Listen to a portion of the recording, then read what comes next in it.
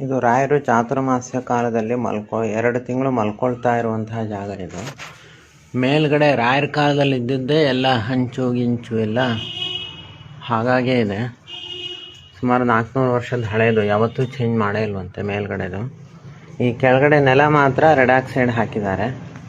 ಮೊದಲು ಈ ಮಠ ಕಟ್ಟು 10 ವರ್ಷ ಆಗಿದೆ. ಮೊದಲು ಮಠ ಕೂಡ ಇರಲಿಲ್ವಂತೆ, ಬರೀ ರಾಯರ ಮನೆ ಅಂತ ಅಷ್ಟೇ ಇತ್ತಂತೆ. ಇಲ್ಲಿ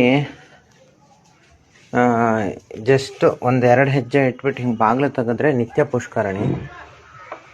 ಎಷ್ಟು ಚೆನ್ನಾಗಿದೆ ನೀರು ಅಂದರೆ ಅಷ್ಟು ಅದ್ಭುತವಾಗಿದೆ ನೀರು. ಒಂಚೂರು ಕೊಳೆ ಇಲ್ಲ, ಡೈರೆಕ್ಟಾಗಿ ಪಾನ ಮಾಡ್ಬೋದು.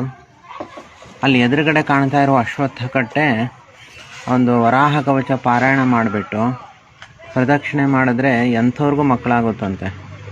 ಎಷ್ಟೋ ಜನ ದೊಡ್ಡ ದೊಡ್ಡ ವ್ಯಕ್ತಿಗಳೆಲ್ಲ ಬಂದು ಅಶ್ವತ್ಥ